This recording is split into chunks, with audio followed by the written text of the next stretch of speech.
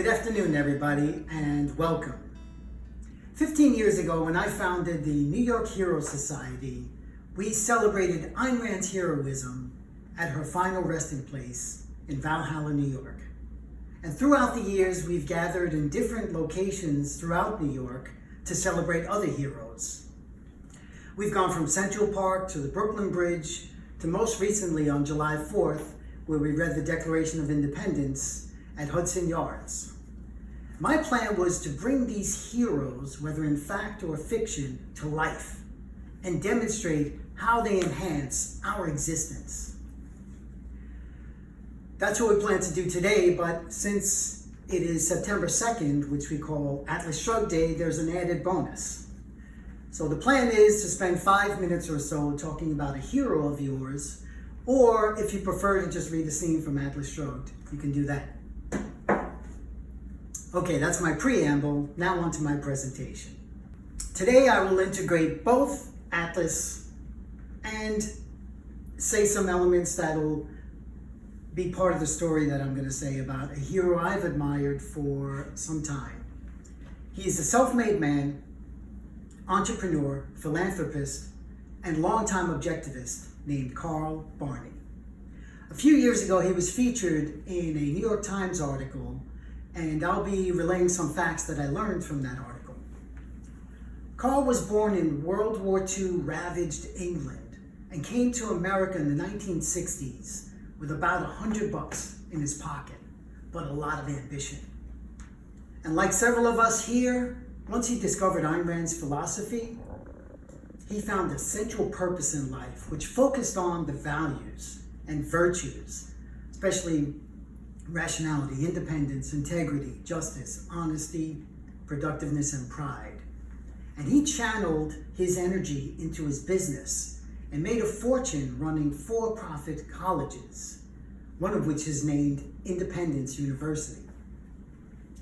In order to gain a competitive advantage, Carl had his staffers read Atlas Shrugged, which sharpened both their thinking and their business skills. Back in 2007, he offered big bonuses to his executive team if they would increase the net worth of one of the companies he wanted to sell off. They worked round the clock, putting all their effort into having this happen. But unfortunately, due to the financial crisis, the deal fell through. Carl had a decision to make. Everybody was dejected about this outcome, but he decided to spend millions of dollars still giving the bonuses. So picture yourself sitting in that conference room and hearing that news. How would you feel? Would that make you more loyal and motivated to be with that organization? Would you go into battle fighting side by side with the man who just gave you that news? I would. Long before I met Carl, I had heard about his reputation as a mega contributor to objectivist causes. Then about 10 years ago, I saw him at a fundraising dinner right here in New York. And at one point during the dinner, Carl stepped up to the lectern and he said a few inspirational words, and then he promised to match the sum total of funds that were raised that night. Whoa! I took out my checkbook and I wrote a bigger check than I had planned to, knowing that it would now be doubled. I have to admit, I was in awe of Carl Barney, and later that night I managed to mumble a quick thank you before vanishing into the crowd. But over the years, I would see him at annual conferences and found him not only to be approachable, but incredibly benevolent. What do they say about never meeting your heroes, that they're liable to let you down? Well, in his case, I found it to be the opposite. If I were to estimate how much money Carl has donated to objectivist causes, I would say well over $40 million. Personally, if I lived old enough to be Methuselah's age, which according to the Bible is 969 years old, I'm not sure I could earn, let alone give away, $40 million. But let's concretize this. Suppose we take one of these 100-story skyscrapers, which is around the window there, and we stack up all the cash ever given to objectivist causes. The first 20, maybe even 30 floors would come from one man. As Winston Churchill says, never have so many owed so much to so few. And on top of that is the business expertise that he offers. In The Fountainhead, Howard Rourke sums up the moral inversion of the culture when he says, we praise an act of charity, we shrug at an act of achievement. Well, I want first to praise Carl Barney's awesome act of achievement in business, which came from his total dedication to the values such as reason, purpose, self-esteem. This enabled him to amass incredible wealth, much of which he donates to objectivist causes ranging from college programs, scholarships, translations of Ayn Rand's works, and many, many more, but I only have 10 minutes to talk, so I won't say anything else. But for this reason, we should also praise his selfish act of charity. Okay, at this point you might say it's time to pull Carl Barney down from the clouds of Mount Olympus, right? I mean, after all, he's not a god, he's just a human being.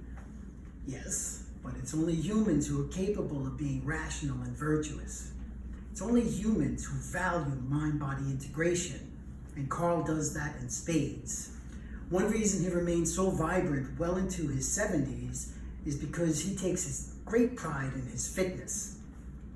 Proper nutrition, skiing, swimming, weight training, tennis, these are all part of his daily regimen. At conferences, he'll walk straight into a lecture right from the hotel gym, still wearing his workout clothes often. And one time I suggested to him he take a Bikram yoga class. This is 90 minutes, 26 positions, 105-degree heat. Students are teetering on the verge of passing out into a puddle of their own sweat at any moment. Carl crushed it. And one lesser-known side of him is how much he values romance. My dearest Carrie-Ann and I have dozens of romantic rituals, which we never even knew we had until Carl asked us about it. For instance, every morning when we get out of bed, we raise a glass with a slice of lemon in it, and then we have a toast to love. Oh, isn't that romantic? When Carl heard this, he takes out a legal pad and starts jotting notes, and in 5 minutes, the whole legal pad is filled up. And Carrie-Ann and I are looking at each other like we never even did this ourselves. That's just who we are. But we all believe in love, and we want everyone to experience what we have. We also want everyone to have what Aristotle calls eudaimonia, which means flourishing, because that's our way of life. Earlier this year, actually, when I was drafting an article for the Objective Standard about Robert Morris, I used Carl as a specific inspiration. Why? Because both Robert Morris and Carl Barney came from England to America, which is where they made their fortune. And whereas Robert Morris is known as the financier of the American Revolution, I consider Carl Barney as the financier of the Objectivist Revolution, if we are to have one. Now, on a personal note, I love writing about heroes. And as you can tell, I also like speaking about them. And I have a secret for you. I'm good at it. However, with that said, the published version of the Robert Morris article, which is subtitled America's Financial Atlas, that's one of my top achievements in writing. The point here is that heroes enable us to reach higher and higher for goals that we might not be able to achieve on our own. Heroes also face adversity. Carl Barney does this on a regular basis as well. In Atlas Shrugged, I liken him to Midas Mulligan, who is described as the richest and consequently the most denounced man in the world. The government has been after him for years due to them wanting to eliminate for-profit colleges. Even the New York Times article that I referred to has just as much bad material in it as good material. And sadly, even within the objectivist community, his name is unjustly tarnished. So that's one reason I want today to celebrate his heroism.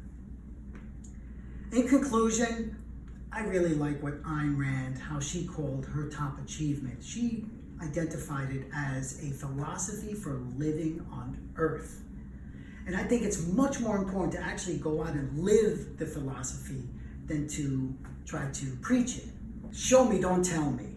And the way you live the philosophy is by practicing the virtues. That